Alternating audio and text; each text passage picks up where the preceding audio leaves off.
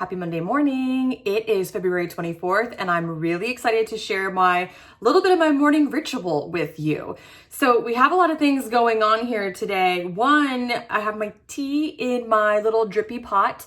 So this is licorice tea, my all-time favorite tea. And I'll be honest with you, it's decaf, but I've already had 2 cups of coffee. So after the second cup of coffee, I have to switch to decaf tea. Oh, and Hanky's little butt is right here. Look how cutie. Oh, and he's gone. He's going to his little spot. That's where he works all day, is underneath my desk. But in any case, I'm having a little bit of tea. I've got my smudge stick here and my stones. But most excitingly, I have the astrology card deck. It's available. It finally arrived late last week. And so it is available not just in the shop, but now for shipping too. So I wanted to take a minute to share this deck with you. It's super beautiful. So this is an astrology deck that can be used either for learning astrology, sort of as a teaching tool, or as oracle cards.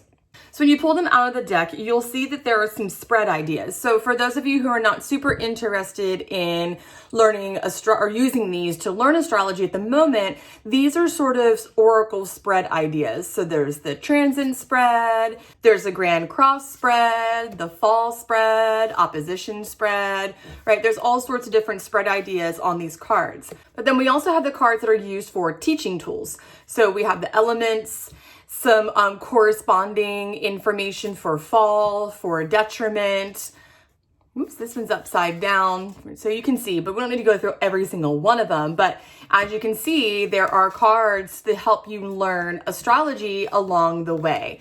Then there are cards for all of the houses. As you can see, some of the houses I've taken out, I've actually been working on my birth chart because it's just so much information. I can't make sense of it all.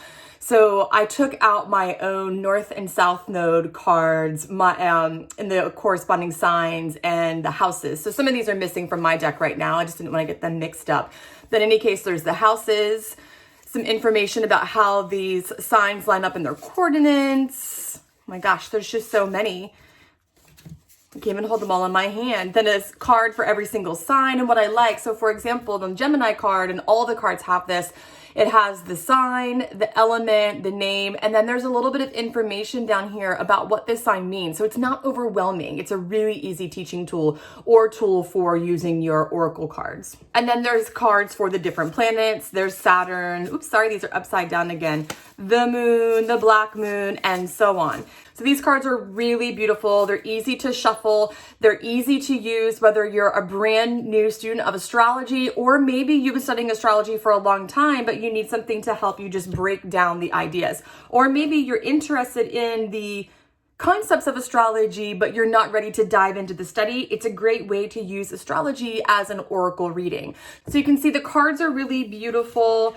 They just have enough information for you to learn, to get some ideas. I've been spending about 20 minutes every morning looking at the cards for my birth chart. And then I've been looking up information because I'm so new to astrology that even some of this information, I need more supplements. But this is what's really nice about it, is you can pick out just one part and it gives you this really condensed version of what the card means astrologically. And then you can do further study about that one thing. Because when I looked at my birth chart, it was just so overwhelming. I couldn't even make sense of it.